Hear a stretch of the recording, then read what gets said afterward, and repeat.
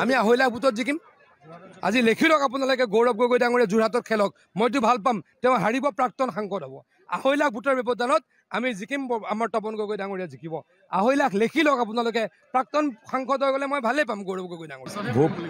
ভূপেন বৰা ডাঙৰীয়াৰ কৰা নকৰা আমাৰ মতলব নাই তেওঁলোকে কৰিলে নকৰিলেও আমাৰ ওপৰত একো প্ৰভাৱ নপৰে কাৰণ আমি ইতিমধ্যে ইলেকশ্যনত জিকিমেই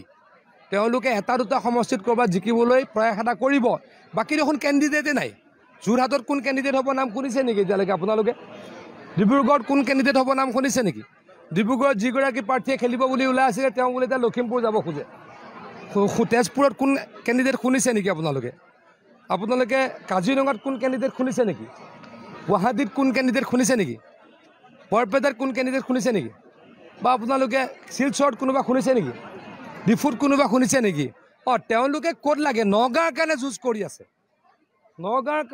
কৰি আছে নগাঁৱত প্ৰদ্যুৎ বৰদলৈ ডাঙৰীয়াকো লাগে গৌৰৱ গগৈ ডাঙৰীয়াকো লাগে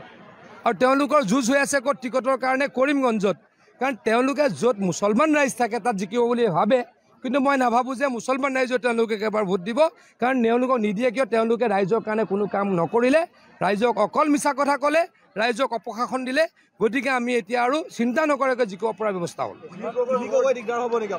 তিনি গগৈ এইটো ক'ত সাম্প্ৰদায়িক কথা বতৰা আছে কওকচোন এইবিলাক সাম্প্ৰদায়িক কথা বতৰা তিনি গগৈৰ নামত লগত দেখোন এজন বৰগোহাঁইও নাই বুঢ়াগোহাঁইও নাই গতিকে সাম্প্ৰদায়িক ধ্যান ধাৰণাৰে অসমত কোনো ৰাজনীতি কৰিব নোৱাৰে আমি 2.5 লাখ ভোটত জিকিম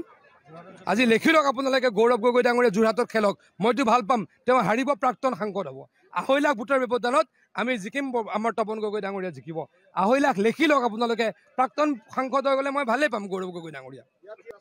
লাভ নাই নহয় অখিল গগৈ ডাঙৰীয়া নিজৰ কেণ্ডিডেট আছে নেকি অখিল গগৈ ডাঙৰীয়া কেণ্ডিডেট নাই অখিল গগৈ ডাঙৰীয়াই এই এলায়েন্সটোত সৰু পাৰ্টনাৰ গতিকে তেখেতৰ ওপৰত কথা কৈ কি লাভ আছে আমি 2.5 লাখ ভোটত জিকিম আজি লিখি লওক আপোনালোকে গৌৰৱ গগৈ ডাঙৰীয়া যোৰহাটত খেলক মইতো ভাল পাম তেওঁ হাৰিব প্ৰাক্তন সাংসদ হ'ব 2.5 লাখ ভোটৰ ব্যৱধানত আমি জিকিম আমাৰ তপন গগৈ ডাঙৰীয়া জিকিব 2.5 লাখ লিখি লওক আপোনালোকে প্ৰাক্তন সাংসদ হৈ গ'লে মই ভালেই পাম গৌৰৱ গগৈ ডাঙৰীয়া ভূপেন বৰা ডাঙৰীয়াৰ কৰা নকৰা আমাৰ মতলব নাই তেওঁলোকে কৰিলে নকৰিলেও আমাৰ ওপৰত একো প্ৰভাৱ নপৰে কাৰণ আমি ইতিমধ্যে ইলেকশ্যনত জিকিমেই তেওঁলোকে এটা দুটা সমষ্টিত কৰবাত জিকিবলৈ প্ৰয়াস এটা কৰিব বাকী দেখোন কেণ্ডিডেটে নাই যোৰহাটত কোন কেণ্ডিডেট হ'ব নাম শুনিছে নেকি এতিয়ালৈকে আপোনালোকে ডিব্ৰুগড়ত কোন কেণ্ডিডেট হ'ব নাম শুনিছে নেকি ডিব্ৰুগড়ত যিগৰাকী প্ৰাৰ্থীয়ে খেলিব বুলি ওলাই আছিলে তেওঁ বোলে এতিয়া লখিমপুৰ যাব খোজে তেজপুৰত কোন কেণ্ডিডেট শুনিছে নেকি আপোনালোকে কাজিৰঙাত কোন কেণ্ডিডেট শুনিছে নেকি গুৱাহাটীত কোন কেণ্ডিডেট শুনিছে নেকি বৰপেটাত কোন কেণ্ডিডেট শুনিছে নেকি বা আপোনালোকে শিলচৰত কোনোবা শুনিছে নেকি ডিফুত কোনোবা শুনিছে নেকি তেওঁলোকে ক'ত লাগে নগাঁৱৰ কাৰণে যুঁজ কৰি আছে নগাঁৱত প্ৰদ্যুৎ বৰদলৈ ডাঙৰীয়াকো লাগে গৌৰৱ গগৈ ডাঙৰীয়াকো লাগে আৰু তেওঁলোকৰ যুঁজ হৈ আছে ক'ত টিকটৰ কাৰণে কৰিমগঞ্জত কাৰণ তেওঁলোকে য'ত মুছলমান ৰাইজ থাকে তাত জিকিব বুলি ভাবে কিন্তু মই নাভাবোঁ যে মুছলমান ৰাইজৰ তেওঁলোকে এবাৰ ভোট দিব কাৰণ তেওঁলোকক নিদিয়ে কিয় তেওঁলোকে ৰাইজৰ কাৰণে কোনো কাম নকৰিলে ৰাইজক অকল মিছা কথা ক'লে ৰাইজক অপশাসন দিলে গতিকে আমি এতিয়া আৰু চিন্তা নকৰাকৈ জিকিব পৰা ব্যৱস্থা হ'ল তিনি গগৈ এইটো ক'ত সাম্প্ৰদায়িক কথা বতৰা আছে কওকচোন